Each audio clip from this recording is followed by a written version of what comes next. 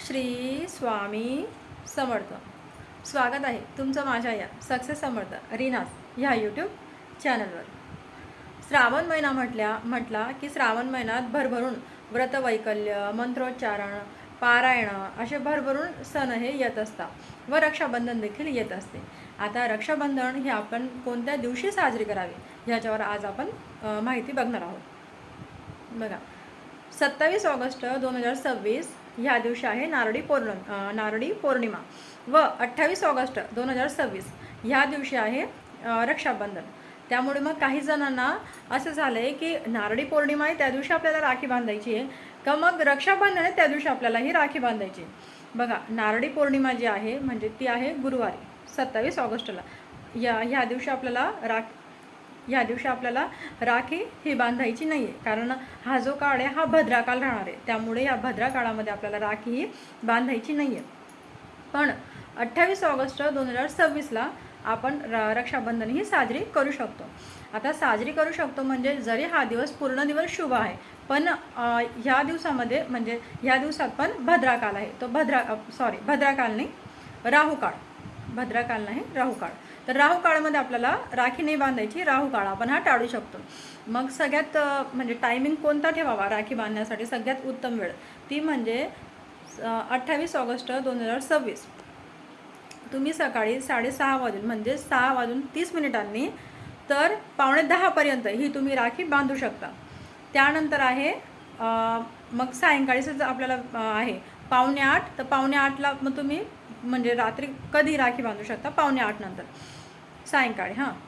मग जो टायमिंग आहे म्हणजे 9:45 नंतर जो टायमिंग आहे 12 तर आपण 4 हा टायमिंग स्किप करावा. 12 आणि 4 ह्या बघा 12 तर 4 ह्या टायमिंगमध्ये आपण कुठली अशी जी विशेष पूजा आहे ही देखील करत नसतो. म्हणून जर तुम्हाला राखी बांधायची तसं जर बघायला गेलं शुक्रवार हा जो दिवस आहे ना हा आपला राखी बांधण्यासाठी अतिशय उत्तम दिवस आहे. पण तरी देखील काही बहिणींना वाटतं ना की नाही आपल्या भावाला आपण म्हणजे योग्य वेळेतच आपण ही राखी बांधायला पाहिजे. तर तुम्हाला ह्या टायमिंगनुसार राखी बांधायची. किती? सकाळी 6:30 तर 9:45 तुम्हाला ही राखी बांधायची. हा उत्तम वेळ मानला गेला आहे. किंवा मग 12 आणि 4 हा टायमिंग स्किप करा. ह्या टायमिंगला तुम्ही राखी बांधू नका. किंवा मग 4 नंतर तुम्ही सायंकाळी कधी राखी बांधू शकता. आणि त्याहीपेक्षा जर तुम्हाला अजून उत्तम वेळ हवी असेल तर ती आहे सायंकाळी 7:45 नंतर तुम्ही कधी राखी बांधू शकता. बरोबर. बघा, राखी प्रत्येक बहीण आपल्या भावाला का बांधत राहते? रक्षासूत म्हणजे राखी. आपण रक्षासूतला राखी म्हणत असतो. तर आपण राखी आपल्या भावाला का बांधतो की त्याचं आरोग्य हे चांगलं राहायला हवं, त्याचा संसार व्यवस्थित पार पाडायला हवं. म्हणजे जेणेकरून थोडक्यात जर सांगायला गेलं काही वाईट नकारात्मक शक्तींपासून आपल्या भावाचं रक्षण व्हायला हवं. त्यामुळे आपण ही राखी बांधत असतो. आणि भावाने देखील बहिणीचं रक्षण हे करायलाच हवं. आणि प्रत्येक भाऊ बहिणीचं देखील हे रक्षण करत असतो. पण काही वेळा काय आहे की ज्यावेळेस बहिणीचं लग्न होतं आणि बहीण लग्नानंतर ज्यावेळेस येते, बघा लग्नाआधीची गोष्ट मी तुम्हाला सांगते. लग्नाआधी कसं असतं, प्रत्येक बहीण भावाकडून हक्काने वस्तू मागते. दादा रक्षाबंधन येते, मला ही वस्तू पाहिजे, मला ती वस्तू पाहिजे. प्रत्येक बहीण लग्नाआधी खूप म्हणजे अशी जिद्दीने सांगत असते, अगदी हट्ट असतो तिचा की नाही मला हे पाहिजे तर पाहिजे. पण लग्नानंतर काही खूप चेंजेसपणा येतो.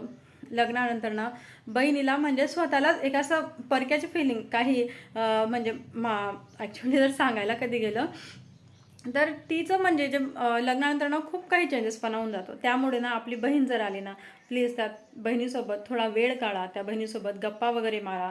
घरातल्या जर तुमच्या भावजाया असतील तर भावजाईंनी देखील आपल्या नणंदबाईला तेवढा मान सन्मान द्यायला हवा. किंवा नंदेने देखील आपल्या भावजाईला तेवढा मान सन्मान द्यायला हवा. दोघांनी म्हणजे बघा दोघांचे प्रयत्न असायला पाहिजे. एकमेकांशी चांगली गट्टी वगैरे तुम्ही जमवून ठेवा की जेणेकरून पुढचं जे आयुष्य आहे तुमचं ते व्यवस्थित म्हणजे तुमचंही तुमच्या नंदेसोबत आणि भावजाईच्याही नंदेसोबत अगदी व्यवस्थित बॉन्डिंग पाहिजे. म्हणजे जेणेकरून त्याचा बेनिफिट हा तुमचा भावाला मिळत असतो. कारण काही घरांमध्ये काय आपल्या बहिणीचं आणि बायकोचं जमत नाही, त्याच्यामुळे भाऊ देखील असा नाराज असतो. त्याच्यामुळे जर तुम्हा दोघांचं ज्यावेळेस आपलं भावजाईचं नंदेचं जर चांगली बॉन्डिंग राहिली तर भाऊ आपोआप म्हणजे आनंदित राहतो.